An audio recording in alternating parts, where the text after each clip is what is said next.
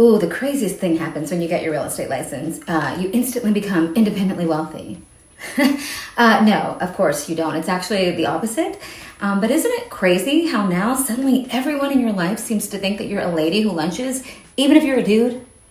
You know, in 20 years in this business, I have yet to meet a single real estate agent ever, man or woman, who doesn't have at least one person in their life who seems to think that now that they don't have a boss, that means that now they're readily available for like running errands and hour-long phone calls 10 times a day, or that they are available to help them clean out their garage, or now they have a designated pickup person for school.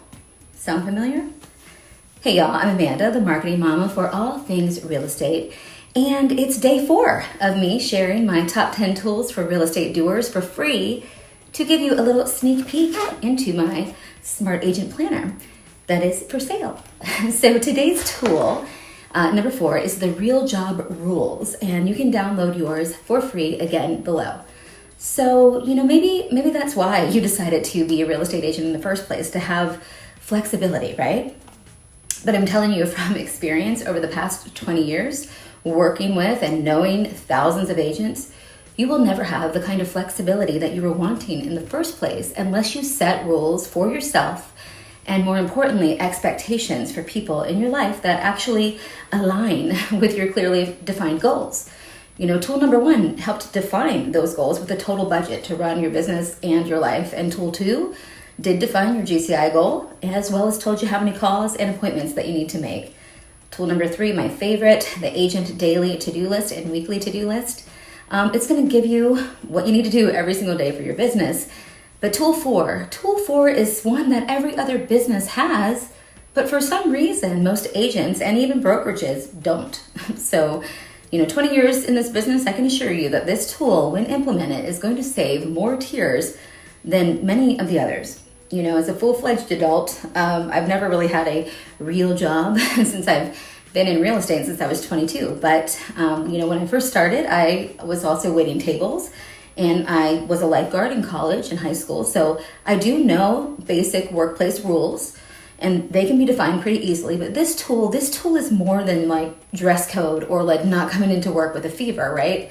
This tool helps you define real job rules for your real estate business so that you, the business, can confidently go to work each day with a baseline standard of expectation that needs to be met before you are rewarded. And while I know that a fatal flaw of being an entrepreneur is that we can put these unrealistic and unnecessary deadlines on ourselves, if you define rules for your job, they will become the solid foundation of guidelines that will assist you in reaching your financial goals, but they will also limit the pressures that you place on yourself. So you can kind of stop feeling like you're not doing enough or contributing enough, which is really common. And, if you do have a spouse or partner that has a real job and a boss, and more importantly, a paycheck, maybe they don't take your job in real estate seriously. So let me give you my real life example. I will never forget this conversation I had with my mom. It was over 17 years ago. I was in my late 20s. And, my mom was like offended that day when I wasn't able to talk. Now, in her defense, I was super duper pregnant with my first child, her first grandson. And so it was a milestone for us as a family, and she was kind of accustomed to us talking a lot. But it was 2007, and I had upped the ante with my GCI goals, and I'd added 2 more agents to my team, and I really was starting to plan out my maternity leave. And as exciting as it was, I still needed to make it rain for my now 4-man team, and the pressure was about to pop, and honestly, so was I, which meant that I had to turn my prospecting game way, way up, and my personal calls way, way down. My mom is a cardiac intensive care nurse, and yeah, I've called her at work, and I could if I needed to, maybe an emergency, but her job is really intense and people's lives are on the line, so obviously I try not to. So when she was kind of short with me that day about me not being available, I said, Mom, hello, what if I called you and someone was coding? You wouldn't be offended, and I wouldn't be offended if you told me you couldn't talk, because of course someone's life was in your hands. Well, I have a lot of people's lives in my hands, and also one in my belly. Now, her being my mom, she corrected me and said that it was my uterus, not my belly. But I think for the first time ever in that moment, she realized that just because I was a realtor and kind of always quote unquote working, that didn't mean that I was also always available. I genuinely think that might have been the very, very first time that she ever viewed my job like a real job. And viewing my real estate job as a real job, just like her real job as a nurse, it really helped to mend that fence. But you know what? It also made me realize that we have to have these rules defined for ourselves and the expectations set for the people who support our real estate dreams. Otherwise, we are definitely going to be living kind of a real estate nightmare, Because, how do you feel when you haven't accomplished something, a goal that you set for yourself? Kind of bummed out, right? And then if you feel like you're always working, but you're not necessarily showing the fruits of your labor, you get kind of burned out. But what if you also have to contend then with someone in your life with their real job and their real paycheck doubting you every day, like as if you did not have enough doubts on your own?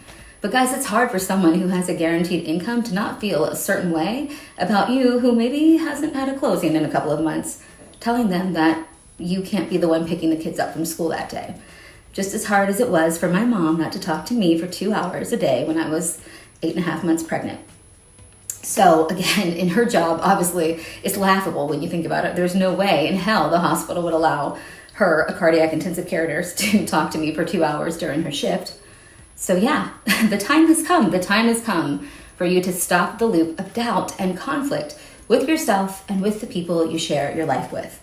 Put together these real job rules and watch before your very eyes how you and the people in your life who support your real estate dreams start to see real estate as a real job and you as a true real estate doer.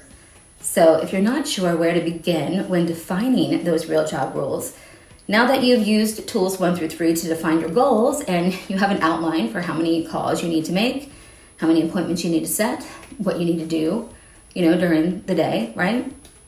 Now that you know that, then how about you use one of my rules, which is no personal calls until you have made the amount of prospecting calls to get you to your magic GCI number.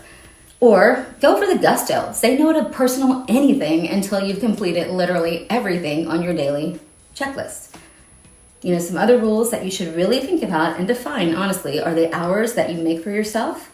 When are you available for work and when are you not? What days do you not want to be working? Do you have vacation or holiday plans? And, this is a huge one. What's your family emergency plan? Like if your kids get sick or the dog needs to go to the vet, can another adult partner contributing in the household leave work without any notice to remedy those regular life emergencies?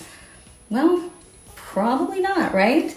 So take a page from their HR manual and give yourself some credit for being brave enough to follow your dreams and lead that conversation with data and not emotion to where you need to show them the money so that you can really show them the money. They got to be on board so you can go forward. And go into that conversation with compromise in mind, but also confidence. Like, okay, maybe you're willing to take the afternoon shift if they can take the morning shift, something like that. But you really need to define what it is that you're doing and then be able to sell it to them. Making real job rules will help you feel more respected as a professional. And y'all, that is absolutely what you need to quell that little voice in your head that makes you doubt what you're doing. You just remind that little voice that you are the boss and actually be the boss of your own business. Okay, boss, I'll see you tomorrow for tool number 5.